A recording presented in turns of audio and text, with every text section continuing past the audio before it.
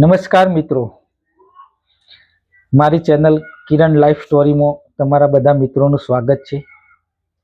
મારો આ વિડીયો એક સરસ મજાની વાર્તા લઈને આવ્યો છે, તો મારી ચેનલ પર બન્યા રહેજો। હું આજે વાત કરવાનો છું બે બહેનપણીઓની। સરસ મજાની સ્ટોરી છે। અરે તમે આખો વિડીયો જોજો, તમને મજા આવશે સાંભળવાની। મિત્રો, વાર્તા છે બે બહેનપણીઓની। એકનું નામ હતું લીમડી અને એકનું નામ હતું કણજી। મિત્રો, આ બે બેનપણીઓ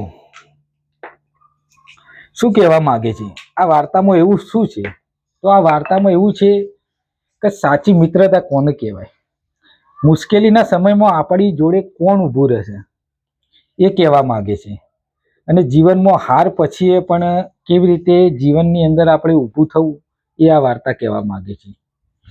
એટલે વાર્તાની શરૂઆત કરું, તમે મારો વિડીયો આખો જોજો। એક નાનકડું ગામ હતું। એ ગામની અંદર બે બહેનપણીઓ રહેતી હતી। એકનું નામ લીમડી હતું અને એકનું નામ કણજી હતું। બંને સાથે મોટી થઈ, બંને સાથે ભણવા જતી, બંને સાથે ખેતરમાં જતી મિત્રો, અને એકબીજાના સાથે જ રમતી ને સાથે મોટી થઈ।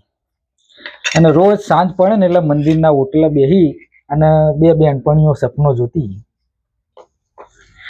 સપનો જોવું એટલે કેવો પાછો? કણજી કહેતી, કણજી શું કે?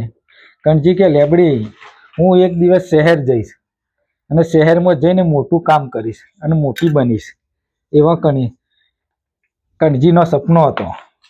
અને લીમડી શું કે? લીમડી કે હું તો કે ગામમાં રહીને મારા મા બાપની સેવા કરીશ। લીમડીનું સપનું એવું હતું। બંનેના વિચારો અલગ અલગ હતા, બંને બહેનપણીઓના। સમય ધીરે ધીરે પસાર થયો। કણજી શહેરમાં ગઈ, લીમડી તો ગામમાં રહી। શરૂઆતમાં તો થોડા થોડા ફોન કણજીના આવતા, પણ તેને ધીરે ધીરે પછી કણજીએ ફોન કરવાના બંધ કરી દીધા લીમડીને।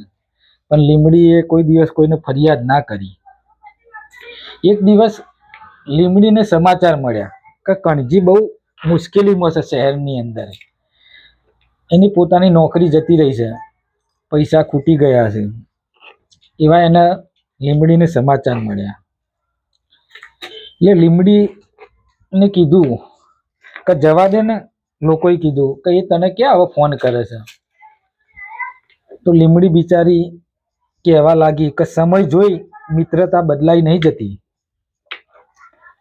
એટલે લીમડીએ પોતાની જોડે જે બચતના પૈસા ભેગા કરેલા હતા એ પૈસા લઈ અને લીમડી શહેર જતી રહી। શહેર જઈ અને કણજીના જોડે જઈ। વિચાર કરો મિત્રો કે જ્યારે લીમડી શહેર ગઈ અને કણજીએ જ્યારે લીમડીને જોઈને પોતાની ઘરની આગળ, તો એની આંખોમાંથી આંસુ આવી ગયા હતા। ખરેખર દિલથી કહું છું કે આવી મુશ્કેલીની અંદર લીમડીને જોઈ અને કણજીએ પોતાના આંસુ પર રોકી ના શકી। કણજીને જોઈને આનંદ તો થયો, પણ સાથે સાથે રોતી પણ હતી। લીમડીએ આશ્વાસન આપ્યું અને કહ્યું, તું ચિંતા ના કર, ગયું છું। કણજીને હિંમત મળી। થોડા મહિના પછી કણજી ફરી ઊભી થઈ, નવું કામ એને મળ્યું અને આત્મવિશ્વાસ જાગ્યો। કણજીએ કહ્યું, લીમડી, જો તું ખરેખર ના આવ્યું હોત ને તો હું તૂટી ગઈ હોત। એટલે મિત્રો, કણજીને હિંમત આપી લીમડીએ, અને જો એને હિંમત આપી અને એને મદદ કરાવી, કામ શોધવામાં મદદ કરાવી।